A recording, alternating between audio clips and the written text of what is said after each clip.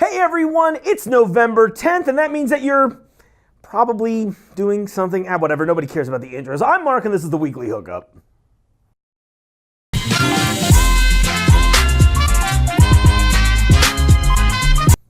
Okay, so Battlefront 2 ended up being pretty awesome so far. I'm super stoked to get some early access to the title this week, so I've been playing it for the last day, I think. I've kind of lost track of time. The scale of Battlefront 2 just feels so much bigger than the first game. I'm a few levels into the campaign right now, and it's fun as it can be so far. I actually had really high expectations, and thus far it has met or exceeded them. And there's been a ton of great Star Wars moments already in the game. I always applaud any sort of media that immediately subverts my expectations. So I've been really happy with the campaign so far in particular. Now, a lot of people on the internet and probably your friends are going to tell you it sucks, like most of my friends that I interviewed threateningly in a dark alleyway. But they also didn't bother to play the new game yet. Now, you may recall that I was a very loud vocal detractor of the first Battlefront game, so much so that I actually received my copy for free as a show of good faith from the developers, and I immediately turned around and asked them for my money back, guaranteeing that I would not get another freebie on this one. That said, Battlefront 2 is a total 180-degree turn for me. There's a ton of new content, the controls are great, and there's a new Star Wars campaign story, and we haven't had one of those in forever. Now, provided the campaign doesn't take a sudden nosedive in quality after the first 2 or 3 levels, this should be one of the best Star Wars games in a long time. And I'm not even talking about the multiplayer stuff, which is like 30 times bigger than the last game. What are you guys complaining about? This is crazy. Seriously, on the 17th, or I think you get it early if you pre-ordered on the 14th, play it with me on Xbox Live in particular. My gamer tag is the Shark Tank.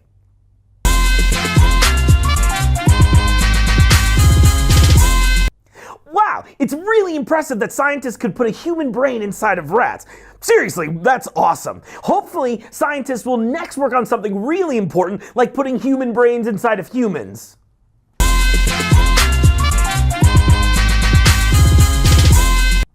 A lot of us have known forever that Charlie Sheen is a piece of shit human being, but most people are dumb and they keep letting terrible people succeed, which is why we, I guess, haven't put a stop to him repeatedly. So this is all about the Corey Haim revelation. Corey Haim named Charlie Sheen as his main attacker and went on record just before his death, I believe it was in 2010, saying, "All but this guy fucking murdered me by proxy by raping me when I was 13. Charlie Sheen sucks. He's not a good actor. Seriously, he has not done anything of note since what, like the late 80s? That doesn't count. When was the last time Charlie Sheen actually did something worthy of the fame that we give him? We have got to stop letting shitty people succeed. And while we're at it, why don't we go ahead and get rid of his former boss, Chuck Lorre, too?"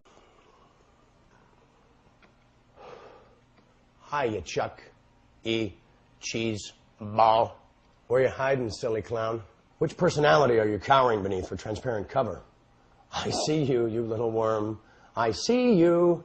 Behind your plastic smile, your bitchy pout, and your desperate need to be liked. Chuck sucks. Both of them. Sheen, you're garbage. Everybody knows it, particularly your family, like how your ex-wife Denise Richards reported your creepy behavior when she found you with, quote, graphic pornography featuring underage boys and girls. And everyone let that slide because you threatened her if she came out with the information. You are the worst, Charlie Sheen. Stop letting awful people succeed, everybody. You can't keep letting garbage like this go on. He's terrible. Stop. Louis C.K.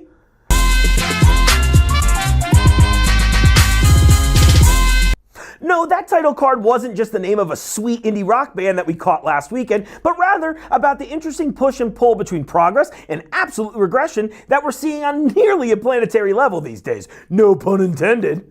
Just wow, look at all these beautiful pictures of Jupiter that NASA released this week. Simply stunning. It looks unbelievable. Seriously, we should all just sit in silence right now and be humbled by how much none of us matter.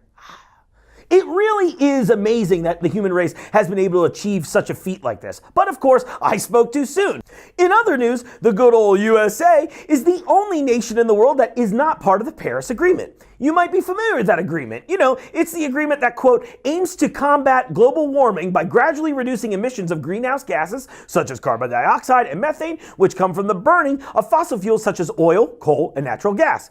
Seems like a pretty noble cause, right? Well, in the words of shitface McScroogefuck, wrong. Of course this is something America should be involved in, but our fucked up administration is too busy hiring morons that have literally no scientific background into positions where that type of knowledge is needed. I should be in charge of this at this point. We could talk about Mountain Dew flavors. Seriously, guys, Syria signed the Paris Agreement, leaving us all alone in the world. Syria, you may know Syria. It's that country that a lot of shithead Americans spent most of their last year dogging in social media posts because of the whole refugee issue. We as Americans appear hell-bent on looking like assholes all the time, and nobody besides me seems to have a problem with it. But hey, isn't that what Trump and the rest of these alt-right cucks want? For our nation to be walled off from the rest of the world so we can live in a nightmare of nationalism? How can we at once be proud of our achievements in space and our desire to expand our footprint in the cosmos, yet also willingly let some pumpkin spice idiot act like a petulant child in the face of our own demise? I feel like if you're marveling at the expanse of the cosmos through all these sweet pictures of Jupiter that NASA's released, while simultaneously patting yourself on the back because America, you are not allowed to deny climate science. You can't have both. And it's amazing that you only believe in the things that coincide with your own stupid self-interest. That's the epitome of idiocy and lacking intelligence. You should be embarrassed on a personal level. And I hope that while I'm yelling at you, you experience a feeling of shame. But you're probably too dumb for that as well, and are probably saying something about snowflakes, except the planet's too fucking hot for it to snow anymore. The point is, the planet's fucked, and you're too stubborn or stupid, probably both, to actually do anything helpful. But don't worry, everyone in your social network knows exactly how you feel about a goddamn Christmas cup filled with $6 of shitty coffee. Aren't you the same weirdos that believe in stupid shit like the Antichrist and other bananas crap? In that case, there were 6 Trumps before the president, meaning that right now we are just sitting through the sweet, soulful sounds of the 7th Trump-et blaring. Damn, I was so proud of that. Whatever, I'm voting for the plague in 2020.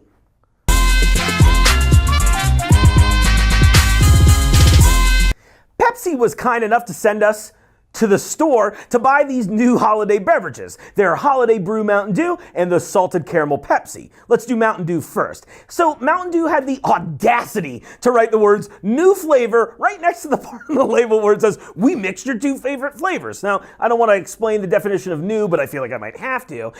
This whole thing just doesn't really make sense to me. It's literally just regular Mountain Dew blended with Code Red or Cherry Mountain Dew. That just means it tastes exactly like how I explained it. Like they ran out of cherry syrup and a Code Red, so it kind of just tastes like both, and it's very non-committal beverage. Here's my question. Why didn't you guys do something like cranberry? I think cranberry would have been awesome. A little sour dew would have been cool. You probably could have cornered the holiday mixer beverage market, but no, I guess it's probably cheaper and easier to just blend what you have already and pretend it's new. That's not new, that's just mixing stuff. I love your packaging though. Then there's Caramel Pepsi, and Caramel Pepsi is, I'm actually not really sure. I think I hate it and love it at the exact same time, and multiple times while sipping actually on it. Pepsi typically in the whole holiday and seasonal beverage game, they always make the bold choices, like the dumpster fire they released this summer, cleverly named Pepsi Fire, which I'm sure was terrible, or maybe from a few Christmases ago, the Holiday Spice Pepsi. I obviously appreciate a bold approach, but as we all know, risks often don't yield great results, and this just tastes like someone left a bottle of Werther's and poured a little bit of Pepsi in it. I personally think it wouldn't have been that bad if they toned down the caramel flavor a little bit and cranked up the cola and let that cola shine through, but I don't know. I don't know. I think this could have been a winner, but unfortunately we live on Earth and no one's a winner here anymore. You know what? I have half a mind to call them right now. Here we go.